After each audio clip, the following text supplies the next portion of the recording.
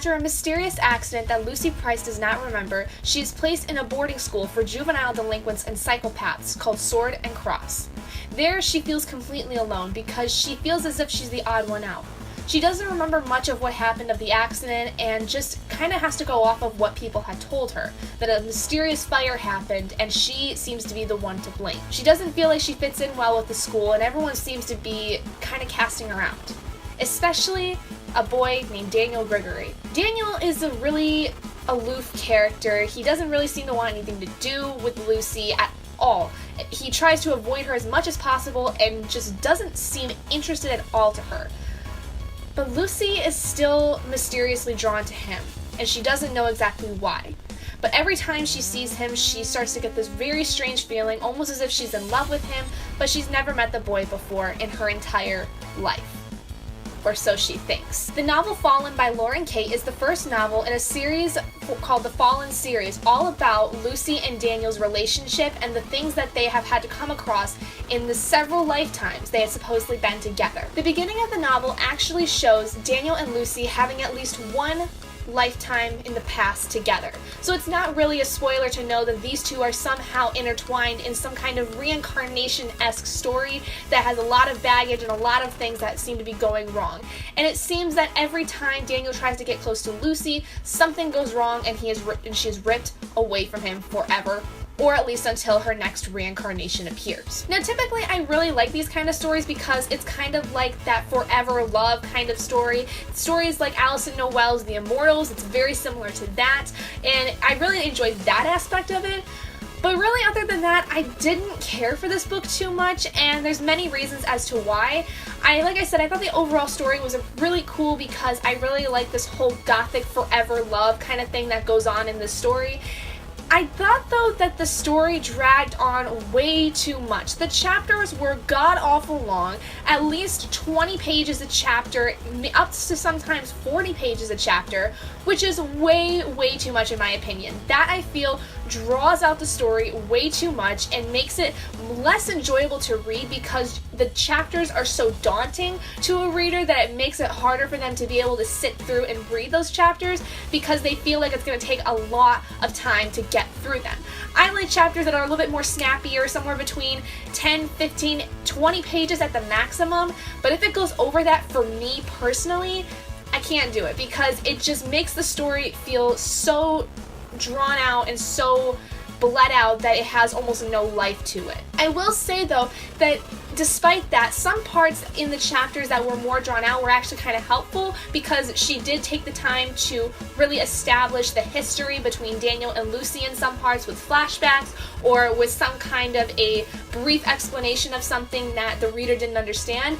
But I felt like those would be more effective if there was a chapter break before those certain elements came to life. I thought the characters were really, really interesting. A lot of them were pretty cool, but it felt like they were all just too much of the same group. The entire school was for students who are delinquents, who are essentially on the verge of becoming psycho or sociopathic, things of that nature, and so it's a reform school in order to try to get them to kind of come back to a more civilized manner. I felt, though, that the characters, like all the students that were there, were all too much of the same person to me. There were some people who differed very greatly, but they were the actual, like, important characters you were supposed to meet. But everyone kind of felt the same in a way, and I don't know if it's because of the type of environment that it was a part of, or it was because of the type of style that a lot of the characters had.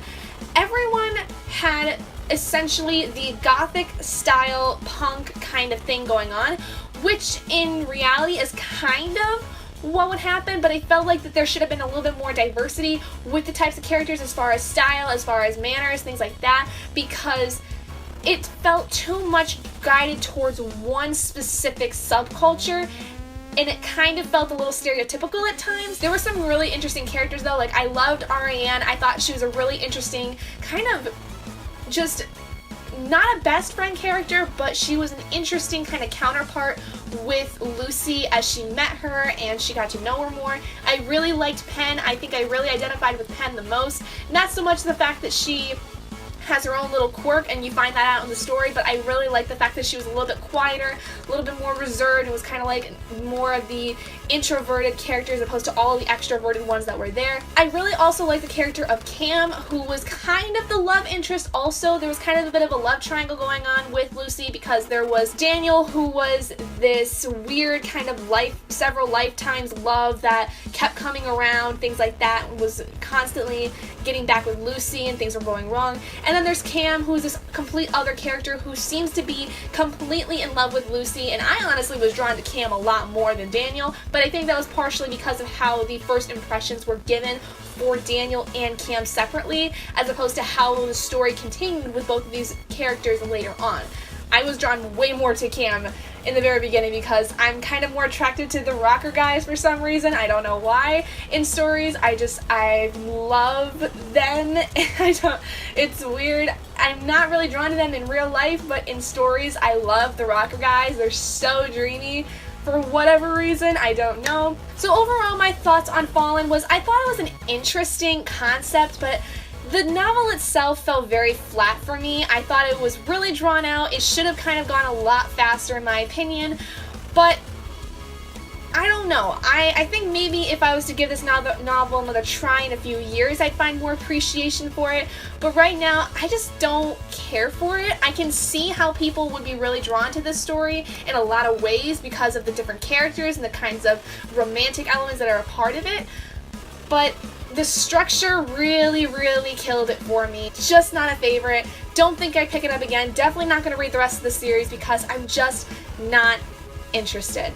But thank you guys so much for joining me in this review of Fallen by Lauren Kate. I hope you guys did enjoy it. If you did, please do give it a big thumbs up and let me know what your thoughts are on the novel or this entire series down below in the comments. Let me know what you thought of it, if you thought I kind of hit any really good points or if I seem to have missed something, because it is totally possible that I can miss something that you guys think was really important. So let me know down in the comments below. And if you enjoyed this video, please do give it a big thumbs up. And if you're not already and you'd like to be, hit that button down below and subscribe to become an owlet in our flock. And I will see all of you guys in my next video. Bye guys!